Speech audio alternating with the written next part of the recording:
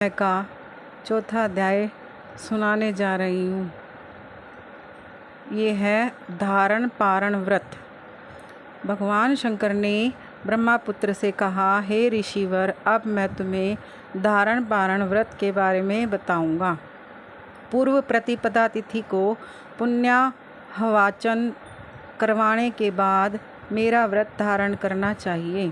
एक दिन धारण और दूसरे दिन पारण करना चाहिए। धारण में उपवास तथा पारण में भोजन विहित है। मास की समाप्ति पर उद्यापन करना चाहिए। श्रावण मास की समाप्ति पर कीर्तन पुण्याहवाचन कराकर आचार्य तथा दूसरे ब्राह्मणों का वर्ण करना चाहिए।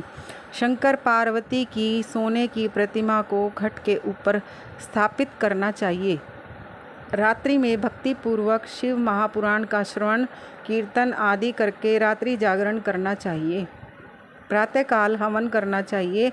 त्र्यंबकम यजामहे मंत्र से तिल और चावलों की आहुति देनी चाहिए। वामदेवाय विद्महे महादेवाय धीमहि तन्नो रुद्रः प्रचोदयात् मंत्र से घृत और चावल की आहुति देनी चाहिए। ओम नमः शिवाय मंत्र में खीर की आहुति देनी चाहिए। इसकी पूर्णाहुति देकर होम समाप्त करना चाहिए। ब्राह्मणों को भोजन कराना चाहिए और आचार्य का पूजन कराना चाहिए।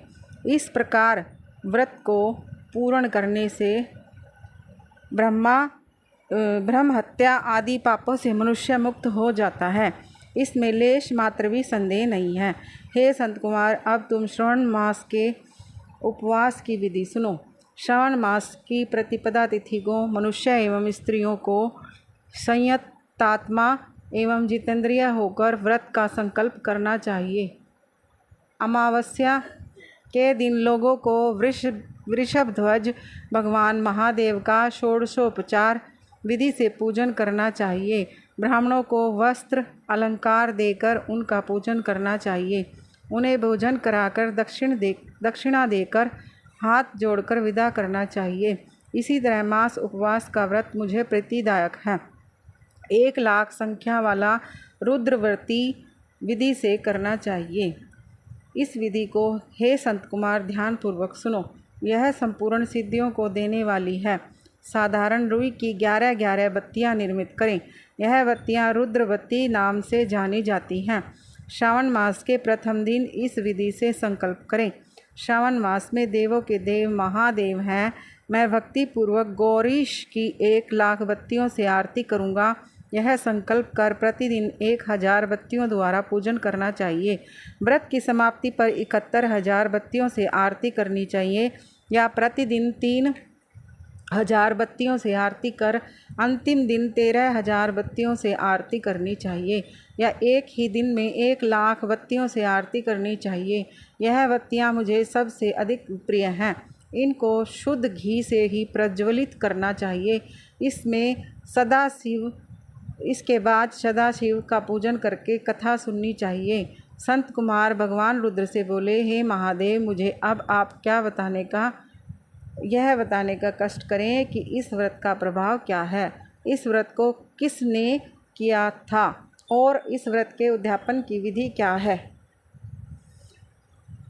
सब बातें मुझसे विस्तार पूर्वक कहिए। भगवान शिव ब्रह्मापुत्र संत कुमार से बोले, तुमने जो मुझसे पूछा है उसको मैं तुम्हें बताता हूँ, ध्यानपूर्वक सुनो।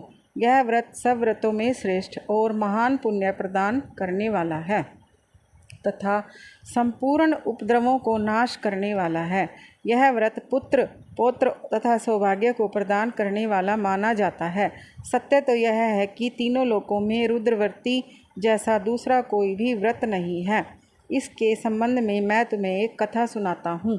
क्षिप्रा नदी के किनारे उज्जैनी नाम की एक सुंदर नगरी है। उस नगर में सुगंधा नाम की एक अत्यंत सुंदर वैश्या रहती थी। उस वैश्या ने कई युवा पुरुषों तथा ब्राह्मणों के धर्म भ्रष्ट किए। बार बार बहुत से राजाओं तथा राजकुमारों को बिगाड़ा। इस प्रकार उसने अनेकों व्यक्तियों को बुरी तरह से लूटा और लूटने के बाद धक्के देकर घर से बाहर निकाल दिया। अब वे सम्मानित नागरिक शर्म के मारे किसी और को अपना मुंह दिखा नहीं सकते थे।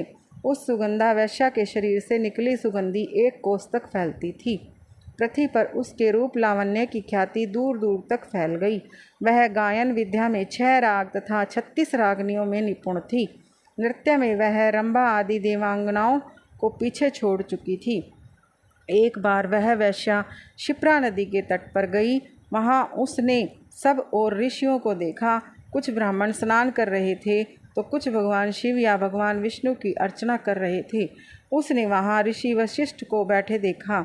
उनके दर्शन मात्र से प्रभाव से उस वैश्या की बुद्धि परिवर्तित हो गई। उसका मन वैश्या के जीवन तथा विषयों से हट गया। वह वैश्या महर्षि वशिष्ठ के चरणों में गिरकर अपने पाप कर्मों के नाश का उपाय पूछने लगी। सुगंधा वैश्या ने कहा, प्रभु, मैंने आज तक बहुत पाप किए हैं। आप मुझे उन पापों से छुटकारा दिलाने का कोई उपाय बताइए। महर्षि वशिष्ठ उस वैश्या की बात सुनकर बोले, तुम मेरी बात ध्यानपूर्वक सुनो। तेरे पापों का नाश जिस पुण्य के करने से होगा, वह सब उपाय तुम्हें मैं बताता हूँ। तू वाराणसी में जाकर रुद्रवर्ती नामक व्रत को कर। यह व्रत महान पुण्य देने वाला तथा शिव शंकर की भक्ति में मन को लगाने वाला है। इस व्रत के करने से तुम्हारी सद्गति हो सकती है। महर्षि वशिष्ठ के वचन सुनकर वह सुगंधा नामक वैश्या अपना खजाना, नौकरों व मित्रों को लेकर वाराणसी चली गई। उसने महर्षि वशिष्ठ द्वारा बताए व्रत की विधि विधान सहित किया, जिसके फलस्वरूप वह वैश्या पंच भौतिक शरीर को त्याग कर भगवान शंकर के शरीर में विलीन हो गई। जो भी स्त्री इस व्रत को जिस इच्छा को लेकर करती है, उसे वह अवश्य प्राप्त होती है। हे संत कुमार, अब तुम माणिक वृत्तियों का महात्म्य सुनो। माणिक वृत्तियों का व्रत करने से स्त्री मेरे अर्धासन का भागीदार बन जाती है। वह स्त्री महाप्रलयांत तक मेरी प्रिया होकर निवास करती है। अब मैं तुम्हें इस व्रत की पूर्ति के लिए इसकी व्रत्योद्यापन विधि बताता हूँ।